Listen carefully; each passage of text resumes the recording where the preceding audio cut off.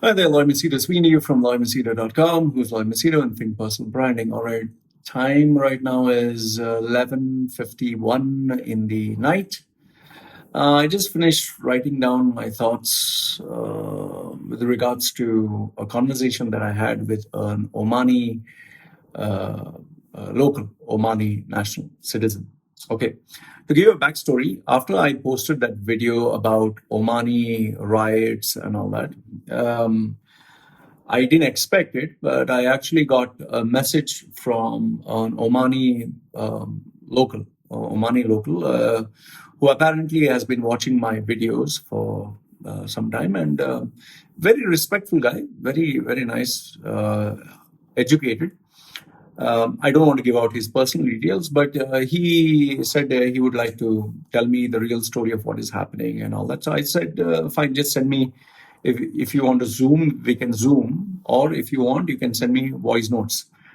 So he basically, let me see if I can show you. Okay, where is it? You can see this. All these are voice notes. Okay, all these are voice notes, and this is the notes of what I don't want to show you the numbers. Okay, I have too many numbers, too many people sending. Okay. Anyway, so what happened was he sent me quite a number of voice notes. I realized there was a lot of data in it. Okay, so what I did was I thanked him for it, and I told him that today I would make the video. So after I finished my basic shooting, I came home. I took down each and every voice note that he gave me.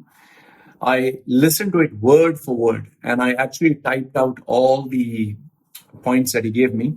And I also did a little bit of cross verification. So what I realized is this guy has actually told me the truth. He makes a lot of sense.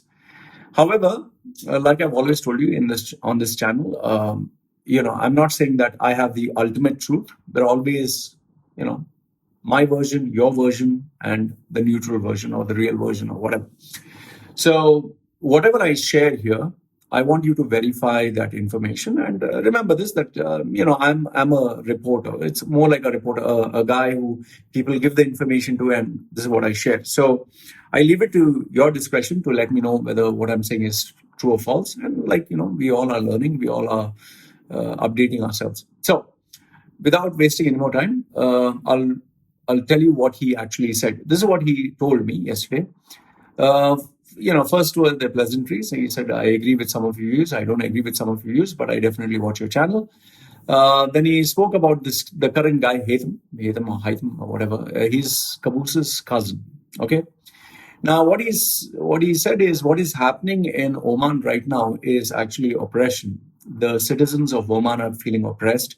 They're just tired of all the nonsense that is going on. And ever since Qaboos, he was a loved ruler. Ever since he passed away, things have been going back to us. He also mentioned about the 2011 riots, for which I did a little bit of research, which I'll be speaking about later. He said, this is not like those riots. These riots are actually very different. So what he told me was the government right now, the people who are in the positions of power, they are doing whatever they want, which will benefit them and not the citizens of Oman. And they just do whatever they like. In his own words, they don't give a crap about the citizens. They're just looking to fill their pockets, take care of themselves. So he said, yes, expats have been fired, but you need to understand the population of Oman is around 4.9 million people, out of which expats account for almost 2 million. I checked on Wikipedia, he was also right. Oman is 4.9 million, expats account for 2.04 or some million, roughly 43%. So he also told me that Oman is a very, very big place. However, the businesses or the really crowded areas are very few. Salalah, Sohar, Dukum or something. I'm not too familiar with that. So he gave me 4 or 5 places. He said, that's it. It's not more than that. He also mentioned, which I thought I was a little surprised. He said, being an Omani, you do not have actually freedom of expression. You can't openly criticize the government, or you can't say whatever you want. So there's no such freedom of expression. And if you say something that goes against the government at all, you can be taken to task. And Another thing which he said is the riots that are taking place right now is because the government is not doing what is required to do for the benefit of the people. Like in the case of Caboose, His Excellency Caboose, he took care of the people, he focused on them. However, the guy who is there now, he and the cabinet, they are only bothered about themselves. He gave me an example. I don't know whether I heard it correctly. He said there is a Minister of Commerce or Ministry of Commerce, Minister of Commerce or Ministry of Commerce. He gave me some name. I couldn't get the name. That guy has 980 companies under his name. 980. He said, to give you an idea, for an Omani to have 4 companies, he says you'll have to take enough, in his own words, you'll have to take enough and more shit just to have 4 companies for an Omani. But this guy has 980 companies. And he also gave the example in 2012 or 2014 when Sheikh Caboose went for surgery. Even though he went to surgery in Germany or wherever he went, he still ensured that the people are taken care of. Another thing which he told me is every Omani gets by default 600 square feet of land, 600 or 612. You can correct me if I'm wrong. The current Sultan, or he has given somebody of his, he has 100,000 square feet. So where you are supposed to get 600 square feet, this guy is actually 100,000 square feet. So it's more like he has taken more than 120 or 122% more than what he's supposed to. So where 122 people could be given that land, he has taken 122 people's land. And the other problem is, if you're given a plot of land, if you're a normal average citizen, you're given a plot of land in some dead desert or some faraway place. But if you have influence, connections, and contacts, you get in a prime location. He said, for example, if you want an example of Dubai, if you don't have any influence, you'll get it near some dead desert area where there's no roads, no infrastructure, no hospital, no nothing. They'll give you that plot of land there. But if you are in this circle of, all these influential people, and if you have influence, you'll get the plot of land in Jumeirah or Marina or near one of the most expensive prime locations. Another thing which he also told me was the Omanis, unlike Emiratis, unlike all Qataris, an Omani's salary is very, very low. In fact, he gave me a term. He said the Omanis are more like the Mexican citizens of the Arab world. He's saying you'll get Omanis who will work as waiters, gas station attendants, driving taxis, concierge, they do all odd jobs. He says, and their salary is even lower than 3,500 dirhams.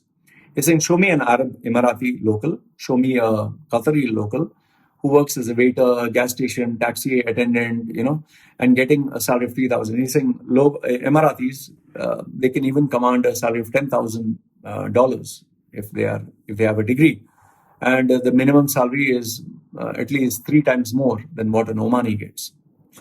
Then in terms of the standard of living, it seems before the electricity, why am I stuttering? Okay. Electricity was 30 fils per wattage or whatever. Now it is 170 fils. So it's like 4, 5 times, 6 times more. It's become 6 times more, the cost of living. Before, when Caboose was there, it seems a graduate would get X amount of salary, diploma would get X plus something, degree even more, master's degree, you would get even more. So the higher your education was, the better your salary structure. Today, it seems after the new ruler has taken over, the new minister, whether you have a master's degree, you have a graduate degree, or you don't have any degree, your salary is just utter garbage. Then another thing which he told me was in 2011, the protest that took place, this I did a little bit of research also, the 2011 protests were the Omani protest or the Omani Spring, like the Arab Spring. It started from 17th January to 8th April. There were quite a number of people's names which are given, Mohammed and this and that. I didn't want to get into all that. The protests were primarily in Sohar, centered around the globe roundabout. Demands were for increased wages, freedom of expression, abolition of taxes, lesser government control on media, and also primarily focus on corruption, which was there. The Sultan's response was the dismissal of the cabinet. And another thing which he also told me was there's some blue city project or some blue ocean project. I tried to Google search, I couldn't get. I found many things. I was not sure whether what you're saying. But what I thought was blue city was a project in Oman which was called Al Madina Al Zarqa. It was a project of $15 billion, which included 20 hotels, hospitalities, and universities. But something has happened there, or people have pocketed the money, or something like that. Then he concluded by saying Omanis are very frustrated. They're pretty angry. If they don't take care of the citizens and their demands, it'll be like this almost every day. He's saying Omanis are not violent people, but if you don't have money to take care of your expense, food of your family, I mean, what else can you do? And the government, the people, they're not bothered. So he's saying corruption is pretty rampant. And that is why many Omanis are leaving Oman and trying to work elsewhere. And it's not an easy life. And he said, irrespective of whatever was said about Caboose, end of the day, at least he is to take care of people. But now this new guy, the analogy he gave me is like Israel and Palestine. So this is what he said. So this was one, Omani national who spoke to me.